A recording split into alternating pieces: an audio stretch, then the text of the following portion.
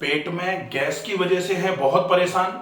सिर्फ ये 5 उपाय अगर आप करना चालू कर दें तो निश्चित ही पेट की गैस में आपको लगभग 21 दिन में 70% के आसपास आराम आ जाएगा। पहले नंबर पर आप सबसे ज्यादा ध्यान रखें, पेट की गैस का सिर्फ एक कारण होता है और वो होता है खाने का नहीं पचना। अगर खाना पचेगा नहीं तो सड़ेगा, और अगर खाना सड़ा तो डेफिनेटली वो आमाशय को फुलाना चालू कर देगा। आमाशय में ही चूंकि सड़ेगा खाना तो आमाशय फूलना चालू हो जाएगा, गैस्ट्रिक डिस्टेंशन चालू होगा। वो क्यों होगा? क्योंकि खाना सड़ रहा है, गैस उसमें बनना चालू हो जाएगी। और ऐसे कंडीशन में पेट एक तो खाना खाने के लगभग 1 से 1.5 घंटे बाद फूलना चालू होगा और उसके बाद आपको डकारें आना चालू हो जाएंगी। अगर डकार आती रहेगी तो आपको सिर्फ डकार आएगी, लेकिन अगर डकार नहीं आई और पेट फूला तो फिर आपके सीने में भारीपन, सीने के पीछे पीठ में भारीपन और धीरे धीरे करके गर्दन में भारीपन आकर के सिर भारी भारी होना चालू हो जाएगा। कई लोगों को तो ऐसा भी होता है कि सिर दबाएंगे तो डकार निकलेगी, हाथ दबाएंगे तो डकार निकलना चालू हो जाएगी। ये जो है ये वात का कुपित होना माना जाता है। और वात का कुपित होना कब होगा? जब वात बन रहा है, गैस एकदम बन रही है और गैस बनने के बाद अगर वो डकार के रूप में ऊपर से रिलीज नहीं हो पा रही है या फिर वो खाना अगर नीचे उतर गया तो फिर नीचे आंतों में सड़ेगा, तो वो गैस जो है वो एनस से भी अगर निकल करके बाहर नहीं जा पा रही है, तब फिर सेंसेशन क्रिएट होना चालू हो जाता है कि आप कहीं भी अगर प्रेस करते हो, दबाते हो, तो उसके बाद एकदम से डकार आना चालू होती है। और कई लोगों को ऐसा महसूस होता है कि थोड़ा सा ऐसे दबा करके अगर 10-20 बार डकार दे दी निकल जाती है तो फिर सीने में, पेट में, भारीपन में भी आराम होना चालू हो जाता है। इसलिए वो जो अपच की समस्या हो रही है, जिस भी कारण की वजह से, उस कारण को खत्म करना है, उस अपच के होने को खत्म करना है, आपकी गैस बनना बिल्कुल खत्म हो जाएगी। ये अपच की गैस के लिए है। एक होता है गैस खाली पेट बनती है, वो एसिडिटी की गैस होती है। वो खाली पेट बिना कुछ खाए पिए, अगर आपने लगभग 11-12 बजे तक बिल्कुल कुछ नहीं खाया तो उसकी वजह से पेट फूलना चालू होगा और उसकी वजह से आपको एकदम से गैस बनकर के गर्दन और सिर में, आंखों में भारीपन आ जाएगा, आंखों में दर्द आना चालू हो जाएगा। अगर आपके साथ ऐसा हो रहा है कि बिना कुछ खाए पिए गैस बन रही है तो वो एसिडिटी की गैस होती है। तो आज हम बात कर रहे हैं कि खाने के बाद जो गैस बनती है, जिसमें खाना खाया था और उसके बाद पेट भारी हो रहा है और उसके बाद आपको डकार जो आ रही है, कभी कभी खाने का कंटेंट भी थोड़ा थोड़ा ऊपर की तरफ निकल करके आ रहा है, ऐसे केस में आपको क्या करना चाहिए? वीडियो को अंत तक जरूर देखें ताकि हम ये 5 पूरे उपाय अच्छे तरीके से समझ पाए। सबसे पहला उपाय, आपको खाने को पीना है।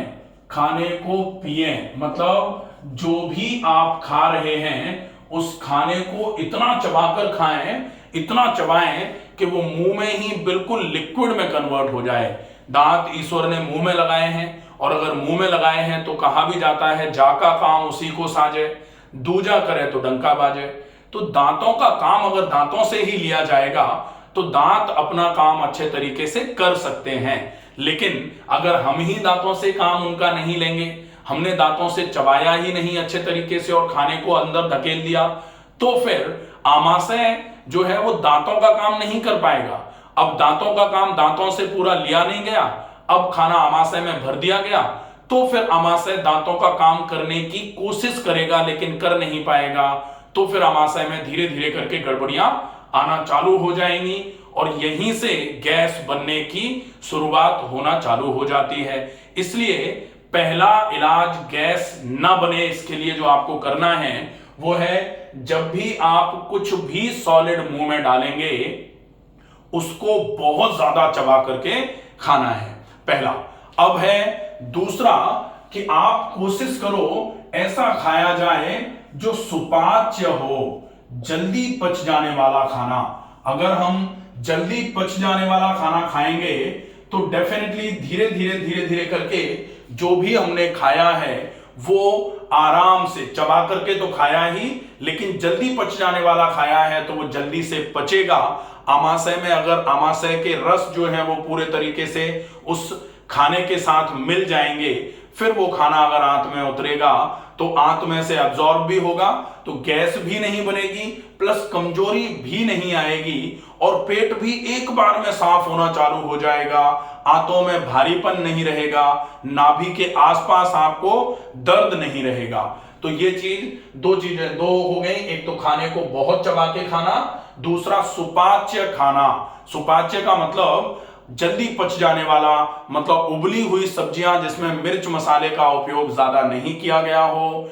ज्यादा से ज्यादा मोटे आटे की रोटी खानी है और कोशिश करनी है नाश्ते में या तो आप फल खाइए या फिर बिल्कुल पतला सा वेजिटेबल दलिया और वेजिटेबल खिचड़ी खाइए। तीसरी जो चीज होती है वो है पानी।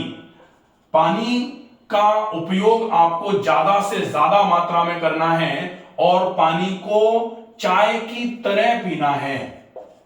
अब एक चीज इसमें यह भी आएगी कि पानी को तो चाय की तरह पीना है, लेकिन चाय नहीं पीनी है, चाय नहीं पिए, ये भी आपको ध्यान रखना पड़ेगा। ठीक है, पानी को चाय की तरह सिप कर करके पीना है। पानी अगर आपको गैस बनती है, कभी भी आप बोतल से ऐसे घट घट करके पानी मत पीजिए, क्योंकि अगर आपको पानी को पीना है तो बिल्कुल जब चाय की तरह सिप कर करके पानी पिएंगे तो वो पानी आपके शरीर में पोषण करवाने का काम करेगा। पानी भी आपके लिए औषधि का काम करता है, लेकिन पानी पीने का सही तरीका अगर आप फॉलो करेंगे तो। और सही तरीका पानी पीने का क्या होता है कि खाने को पिए, पानी को खाएं।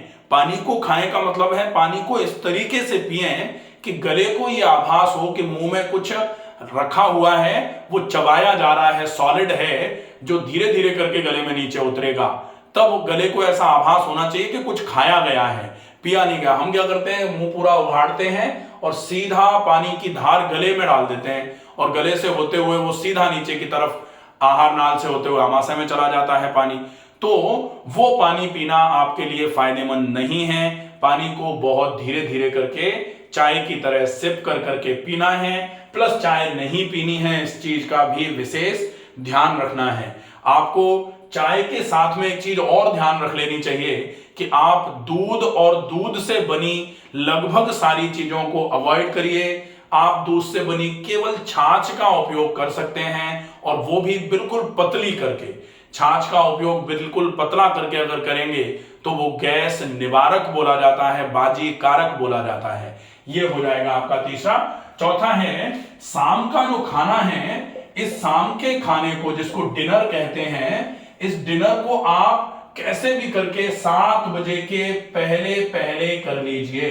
7 PM के पहले डिनर हो जाए, और डिनर के बाद में आप लगभग 20 मिनट के लिए टहल लीजिए, टहलें।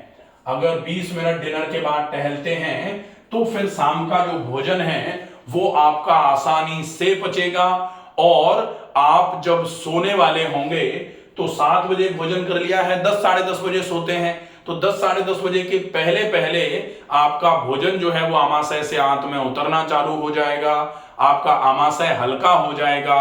ये आपको नींद भी अच्छी लेके आएगा, और साथ में सवेरे सवेरे पेट अच्छे तरीके से साफ हो, इसके लिए भी ये रूटीन जो है ये बहुत आवश्यक है। शाम के खाने को जल्दी खा लेना।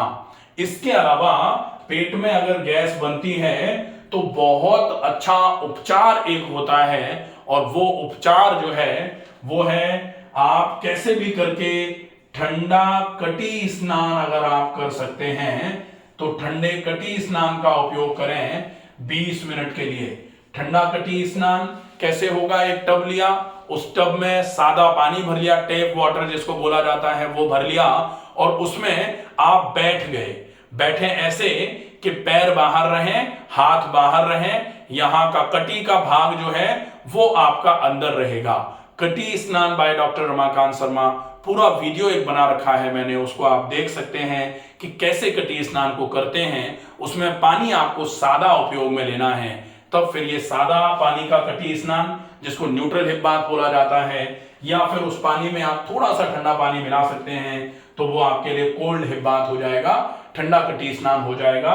ये गैस के लिए बहुत उपयोगी है, आपकी आमाशय की गर्मी को भी कम करेगा, आंतों की टोन को भी इंप्रूव करने का काम करेगा और आपके गैस बनने में बहुत अच्छे तरीके से इलाज के रूप में ये इलाज काम में आता है। तो ये पांचों चीजें अगर आप बहुत अच्छे तरीके से फॉलो करते हैं, डेफिनेटली आपकी गैस अगर बनती है बहुत ज्यादा, तो उस गैस के बनने में ये पांचों उपाय आपके लिए रामबाण उपाय के जैसे साबित होंगे। आशा है ये वीडियो आपको पसंद आएगा।